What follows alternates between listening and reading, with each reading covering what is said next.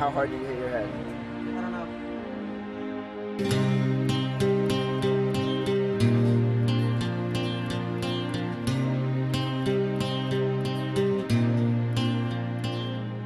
Skateboarding's always been like definitely a central theme in my life since I was in 7th grade. It's about a lot of different things. It's about a community.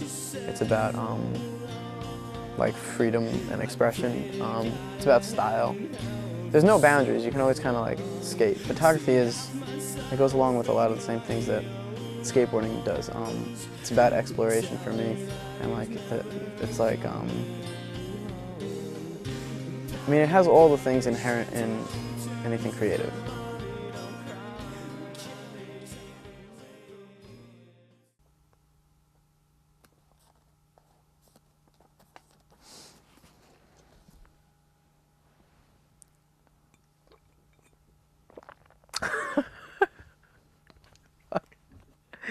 Hello. I'm Matt Licari. I got interested in photography in junior year in Fordham.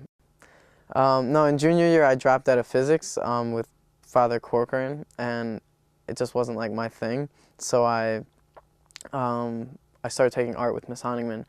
I'm the art teacher at Fordham Prep, and I'm the only art teacher, so when I get a student, I get to know him over several years. So some of the first photographs Matt did actually had to do with skateboarding, and that was a way for him, I guess, to combine what he liked to do with this new media of a camera, and how does a camera, which flattens image also, and doesn't, you know, since it's a still camera, how do you get movement, gesture out of a flat image? So he started to take a series of pictures, and when he started to do that, it was the first time we could start to talk about how do you get space in a still photograph, and how do you get gesture and movement in a still photograph. I just began to shoot pictures. I initially wanted to shoot skateboarding. That was really the only reason I picked it up. That, and that I just like to use things having to do with art. And so I started bringing it out and playing with shutter speed and trying to figure out how the hell to take a picture. And it became technically really difficult because skateboarding is one of the hardest things to shoot technically as a beginner. Not really in the end, but as a beginner there's a lot you have to account for. Movement and clarity and showing where the person's coming from and going to in the same frame, because you don't have a video where you can pan, it's just one frame. So I was trying to tackle a lot, which is in retrospect a good thing because it got my craft really good. Skateboarding was actually what got me to see a lot better. I'd be in 7th grade, 8th grade looking for spots.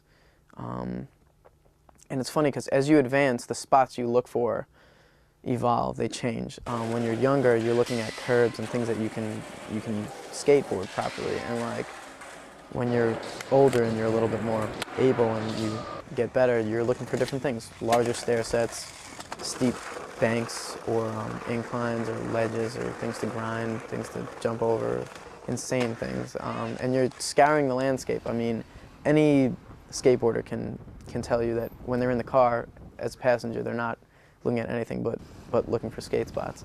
And it's interesting because it trains your eyes in a way that I don't think, you know, 30, 40 years ago people were trained for. I decided at a certain point when I started to get a little bit better at it that I wanted to do this for my whole life. I wanted to shoot skateboarding because skateboarding is one of those things that is physically really bad on your body.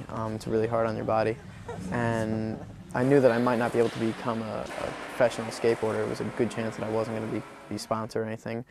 And I wanted to stay in the skateboarding world, the game somehow. So I decided photography would be a good way for me to keep my foot in there. And through that, I began to shoot photographs of my friends hanging out, waiting for somebody to do a trick, waiting for the train or whatever, and also people in the area. I've always had an affinity for where I lived in the Bronx, namely Riverdale, and it's a really interesting area. It's always been interesting to me, and so I began to take pictures around Riverdale that started to meander from the skateboarding motif, and that was actually, those are the more interesting pictures now that I look back, but I didn't know it at the time. I decided I wanted to go to art school at SUNY Purchase, and I got into Purchase and I started going there, and I was like, I want to go there for photography. That was my idea, but I kind of always thought I would be shooting skateboarding. And at a certain time I kind of realized that there's a lot more to photography than shooting skateboarding. And I began to take pictures of my neighborhood and people. Yeah, it's a way for me to communicate with people. Before I take the picture, I have to most of the time talk to them, especially with the camera that I use, which is a view camera where you have to set it up, and it takes a few minutes to set it up. I do communicate a lot with the people. I don't know. It's it's a way for me to understand where I'm from, kind of, and it just keeps getting deeper. Like, I don't really know how to explain it. I won't go ahead and explain my artwork because that's, I mean, you're kind of, it's like you can't do that. You can talk about, you know, why you did this or how you attempted to do this, but at a certain point it's just, you don't really know why you do it, and that's kind of why you continue to do it. I don't really know why I shoot people. I mean, I have plenty of reasons I'm interested in them. I'm definitely much more of a social person than I am a isolated kind of a person. So, you know, I have my tangible reasons, but at a certain point I'm just like attracted to taking pictures of people because I'm so curious, and there's something that I totally do not understand about human nature, regardless of the fact that I make an attempt every time I take a photograph to understand more about it. And I guess the nuances of people, like people's behavior, is now, it's currently, I mean, I'm sure it'll change. I mean, maybe one day I'll be taking pictures in the Arctic. At a personal level, skating and photography both like satisfy my need for exploration. It was always like such a rush to find yourself creating a way around, I guess it's finding harmony with like what's around you. Yeah, photography is, I mean, it's for sure a passion. I think it's important for me to do it. I think it's, I'm not going to go ahead and be like, it's my calling or whatever, but I mean, to an extent, I believe that that's what I'm kind of, that's the best thing that, how would I say this? I feel like it's important for me to take pictures, therefore, you know, I feel urged to take them, and it would be almost like neglecting my inner, whatever, motivations to not take pictures.